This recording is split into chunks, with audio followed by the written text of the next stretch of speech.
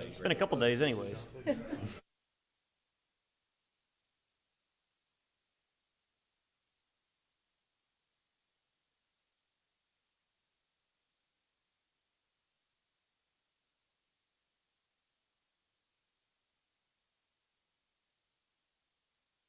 You guys ready? All right, let's do it. And her plans. Michelle, you ready? Baseball. She didn't have all of us. Yeah. Luckily, she's been dancing. All right, at this time, we'll call the August 18th, 2025 Planning Board meeting to order. We have quorum, so if everybody please stand for the pledge. I pledge allegiance to the flag of the United States of America and to the republic for which it stands, one nation, under God, indivisible, with liberty and justice for all. All right, we will move right into agenda item number 2, which is approval of the minutes from the July 21st, 2025 Planning Board meeting. Everybody read those? Any questions, concerns, corrections, or motions? Move they be approved as presented. Second. All right, we got a motion by Jay, a second by Nolan. Any other further discussion? All in favor? Aye. Opposed? Motion carries. All right, we will move into item 4A, the Town Code Amendment. We're going to go to public hearings. So for public hearings, understand that if you do wish to speak at a public hearing, please come up to the podium, state your name and address for the record, and make sure you have signed in with Eva as well. We'll go into public hearing item 4A, CTA 2025-04. Further information provided by staff. All right, thank you, Mr. Chair. Good evening, Board. I am submitting the agenda abstract and supporting documents into the official record of the town. The first public hearing item before you tonight is CTA 2025-04. It is a text amendment to the land development ordinance requested by town staff. Per usual, I'll give you kind of the highlights, but if you have any more specific questions, please let me know. The term environmentally sensitive areas has been established to describe a number of different types of non-developable areas. The convenience store use has been added to the retail sales and service category, and the gas station use has been established in its place with improved development standards. A new type of sign, projecting sign, has been created, which encompasses both the blade sign and suspended sign, as well as allows for flexibility for multi-tenant and multi-floor buildings. An alternative layout for the Type C buffer has been created that would allow for a brick or stone wall to replace a portion of the required planting. And the minimum lot width for townhouses has been standardized throughout the zoning districts where townhouses are permitted. Staff's recommendation is as follows. Staff recommends approval of the proposed town code amendment and is reasonable and in the public's best interest as it improves upon the land development ordinance's intent to modernize, provide sustainability, and allow for ease of use and enforcement concerning the town current standards. I am happy to answer any questions. Thank you. Anybody have any questions for staff before we open the public hearing?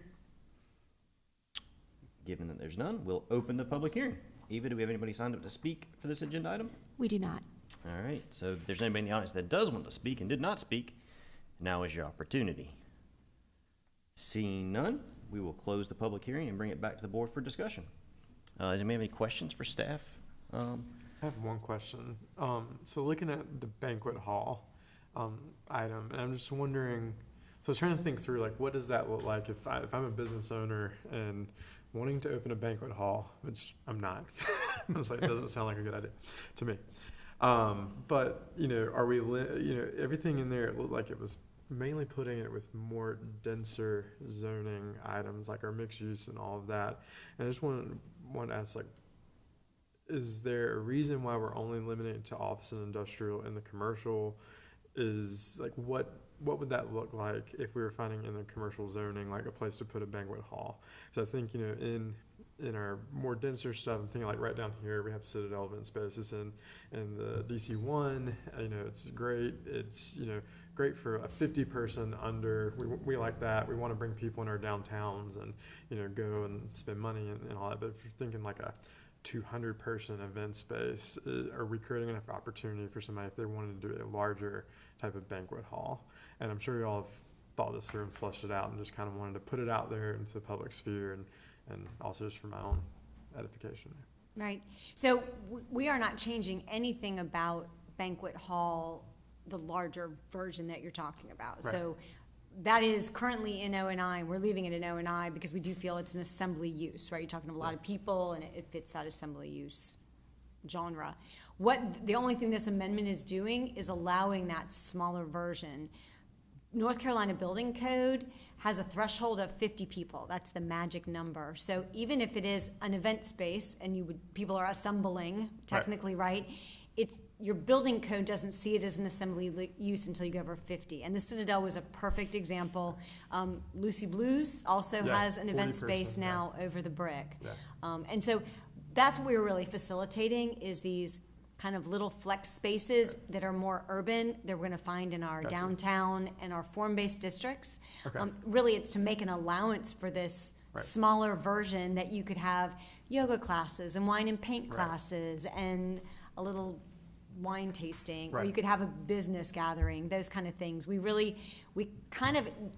reinterpret them kind of piece by piece, but we didn't kind of have a accumulation of what that looked like. So this is that allowance that aligns with the North Carolina Building Code in the downtown, where you're not looking, at an event space that's going to need significant amount of parking and potentially those banquet halls may only be used on weekends, which might not be a vibrant downtown use, but these little smaller event spaces could do things midweek and evenings and daytime and things like that. So we thought that was a more vibrant use of the downtown. Is there a reason like it's only limited, like in the commercial, it's only limited to O&I? Like, I guess that's more of what you're trying to put into an O&I versus like a commercial corridor or something like that. Right. I'm just trying to think. And again, that's what it is today. Gotcha. So we're not changing anything there. But not expanding it anywhere else in there, just because that's the place where it fits the best and not the others. Exactly. Okay. I had to tag on to Nolan's piece there. So when we go through these use tables and we change uses around and take things out, put them in different places, how are we on the planning board supposed to look at it from a land use plan perspective when we do things like that? And what I mean by that is when we have things that are land use planned, and I'm going to use the gas station as the example, is we got rid of convenience store and took it out, and now it's gas station. And convenience stores were allowed in neighborhood commercial, but now gas stations are not. But then we have properties that are zoned or land use planned for neighborhood commercial that make sense for those kind of things. Do we amend the land use plan on the staff side, or do we just, as the staff and planning board, look at land use plan amendments that come through to us as, well, this is just us having to change the land use plan? The reason I ask is, like, we did the new land use plan thinking that we weren't trying to minimize the amount of land use plan amendments we do, but it's kind of hard to do that when uses change or flop and move, and then also when things get moved around. Like, I think funeral home is another one that got moved to, you can pretty much only do it in O&I. So, like, is there enough land use plan designation for those things that if somebody wanted to do one, there's enough opportunities for them to do them? I guess my question is, how do we link the use table when we change it to the land use plan? And how are we supposed to look at it on a board? Because I think we were trying to minimize the number of amendments.